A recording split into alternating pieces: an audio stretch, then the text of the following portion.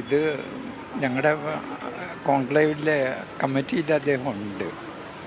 അപ്പോൾ ആ തീരുമാനം സർക്കാരിൻ്റെയും കൂടെ ഒരു തീരുമാനമാണ്. ഇനി സർക്കാർ എടുക്കേണ്ട ഒരു തീരുമാനം കൂടിയാണ് അത്. അപ്പോൾ അതിന് അദ്ദേഹം ഈ ഈ പ്രവർത്തനങ്ങളിലൊക്കെ തന്നെ ഞങ്ങൾക്ക് കുറേ കോൺട്രിബ്യൂട്ട് ചെയ്തിട്ടുണ്ട്. ഇനിയുള്ള ഒരു ഇഷ്യൂ എന്ന് പറയുന്നത് അദ്ദേഹം ഏത് നിലയിൽ സ്വീകരിക്കപ്പെടുന്നു എന്നുള്ളത് അദ്ദേഹത്തിൻ്റെ തന്നെ ചുമതലയായിട്ടാണ് ഞാൻ കാണുന്നത്. സർക്കാരിൻ്റെയും കൂടെ ഒരു അന്വേഷണമായിട്ടാണ് ഞാൻ കാണുന്നത്. കേട്ടോ, കേസെടുത്തിരിക്കുകയാണ് മുകേഷിനെതിരെ. MLA ആണ് അദ്ദേഹം, സിനിമയിലെ നടനെന്ന് മാത്രമല്ല. അപ്പോൾ അദ്ദേഹം ഇപ്പോഴും ആ സ്ഥാനത്ത് തുടരുകയാണ്. അതിനോട് എന്താണ് അങ്ങോട്ട് പ്രതികരണം? അല്ല, അത് ഉടനെ 1-2 ദിവസത്തിനുള്ളിൽ ആ തീരുമാനമാകും.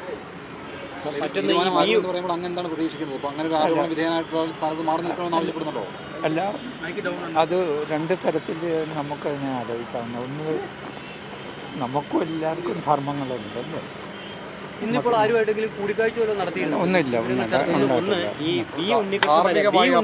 മാറി നിൽക്കണമെന്ന് മറ്റൊരു സംവിധായകൻ പറഞ്ഞു. FK തന്നെ മറ്റു ചില സംവിധായകർ ഉണ്ണികൃഷ്ണൻ ഈ കോൺക്ലേവിലെ ഭാഗമായി മാറി നിൽക്കരുത്, കാരണം അദ്ദേഹം തൊഴിൽ നിഷേധത്തിന്റെ പേരിൽ വലിയ പെനാൽറ്റി കൊടുക്കേണ്ടി വന്ന ഒരാളാണ്. അങ്ങനെ ഒരാൾ ഈ കോൺക്ലേവിൽ നിന്നും പങ്കെടുക്കുന്നത് ശരിയല്ലെന്ന് പല സംവിധായകരും പറഞ്ഞിട്ടുണ്ട്. അതിനെക്കുറിച്ച് അങ്ങനെ അഭിപ്രായം എന്താണ്? ഈ ആരോപണ വിധേയർ മാറി നിന്നല്ലേ ഈ കോൺക്ലേവ് സംഘടിപ്പിക്കേണ്ടത്? അതായത് പൂർണ്ണമായിട്ടും സത്യസന്ധതയുടെ പേരിലാണ് കോൺക്ലേവ് നടക്കേണ്ടത്, സംശയമൊന്നുമില്ല. അപ്പോൾ ആ സത്യസന്ധത 1-2 ദിവസത്തിനുള്ളിൽ നിങ്ങളുടെ മുമ്പിൽ അവതരിപ്പിക്കപ്പെടും എന്നുള്ളതാണ്. അവരെ മാറ്റി നിർത്തുന്നതിന് മുമ്പ് അവർ മാറി നിൽക്കുകയല്ലേ വേണ്ടത്? ശരിക്കും അതിനെ പറ്റിയിട്ട് അവർ ആലോചിക്കേണ്ട ഒരു കാര്യമാണ്. സ്വയം മാറി നിൽക്കേണ്ടതല്ലേ? അതെ, അതിനെപ്പറ്റി അവർ ആലോചിക്കേണ്ടത്.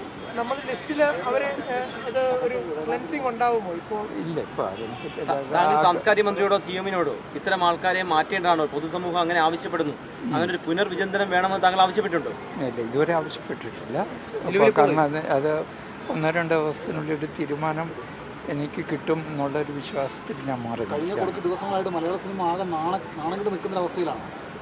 അതെ, അത് സിനിമ നമുക്ക് ആവശ്യമാണ്. സിനിമയെ കുറിച്ച് ആലോചിക്കുകയാണെങ്കിൽ സിനിമയെ നശിപ്പിക്കരുതല്ല. അപ്പം നശിപ്പിക്കാത്ത രീതിയിലുള്ള ഒരു കൾച്ചറൽ പ്രവർത്തനമാണ് നമുക്ക്. ഇതിപ്പോൾ ഒരു വ്യക്തിയുടെ പ്രവർത്തനമല്ല, ഇതൊരു കൾച്ചറൽ വിഷയമാണ്. അപ്പോൾ അത് എങ്ങനെയാണ് പരിഹരിക്കുന്നത് എന്നുള്ളത് വളരെ പെട്ടെന്ന് നമുക്ക് പരിഹരിക്കാൻ പറ്റില്ല. ലോകത്തെല്ലായിടത്തും തന്നെ നല്ല കൾച്ചർ ഡെവലപ്പ് ചെയ്യുന്നതിന് ആദ്യം ഒരു ഇഷ്യൂ ഉണ്ടാകും. ആ ഇഷ്യൂവിൻ്റെ പുറത്തായിരിക്കും നമ്മൾ കൾച്ചർ കുറേ കൂടെ ക്ലാരിറ്റിയോടുകൂടി കൊണ്ടെത്തിക്കുന്നത്. അത് സാമൂഹികമായിട്ടുള്ള അന്വേഷണം തന്നെയാണ്. അതിൽ കൂടെ നിൽക്കുക എന്നുള്ളത് എൻ്റെയും കൂടെ ഒരു പ്രവർത്തനം. ഈ WCC അടക്കം ആരോപിക്കുന്നത് ഈ കോൺക്ലേവിലേക്ക് ഈ ആരോപണ വിധേയരെ ക്ഷണിക്കരുത് എന്നവർ വളരെ കട്ടൻ ക്ലിയർ ആയിട്ട് പറയുകയാണ്. അതെ, അത് ശരിയാണ്. പക്ഷെ അത് വാലിഡാണ് അവരുടെ റിക്വസ്റ്റ്.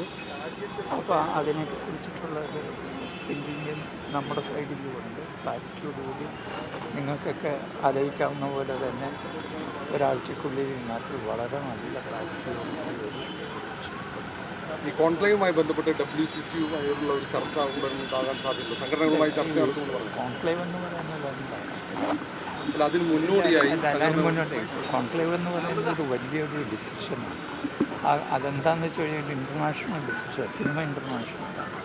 അപ്പോൾ അതിലേക്കൊക്കെ നമ്മൾ കൊണ്ടുപോയി ഇവിടുത്തുള്ള നിങ്ങളുടെ മാതിരിയുള്ള ആൾക്കാരെയൊക്കെ പുറത്തു പോയി വർക്ക് ചെയ്യണം. അതൊക്കെ അതിനകത്തുണ്ട്. സത്യത്തിൽ സർക്കാരിനല്ലേ അപ്പോൾ തെറ്റിദ്ധാരണയുള്ളത്? കാരണം മന്ത്രിയാണ് പറഞ്ഞത് കോൺക്ലേവോടുകൂടി എല്ലാ പ്രശ്നങ്ങളും പരിഹരിക്കും. അല്ലാതെ ശരിയാണ്. കാരണം അത് ഒരുപാട് പേരുടെ വ്യൂസ് എടുത്തിട്ടാണ് ചെയ്യുന്നത്. അത് കാരണം കോൺക്ലേവ് എന്ന് പറയുന്നത് ഒരുപാട് ഏരിയകളുണ്ട്. ഞാനിപ്പം ആദ്യത്തെ ഫസ്റ്റ് ഡ്രാഫ്റ്റ് എഴുതിയപ്പോൾ 18 ചാപ്റ്റേഴ്സ് ഉണ്ട്. അത് ചിലപ്പോൾ 25-30 ആവും. ഈ കോൺക്ലേവ് അവിടെ പ്രസൻറ്റ് ചെയ്യുമ്പോൾ 5ാമത്തെ കരടായിരിക്കും ഞാൻ ഉണ്ടാകുന്നത്. അത് അതിനകത്ത് നല്ല ജോലിയുള്ളൊരു പണിയാണ്.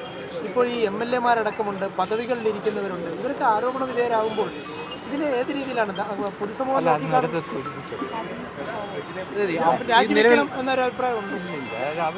അവരുടെ ധർമ്മം അവർ നിർവഹിക്കും എന്നുള്ള വിശ്വാസത്തിലാണ്.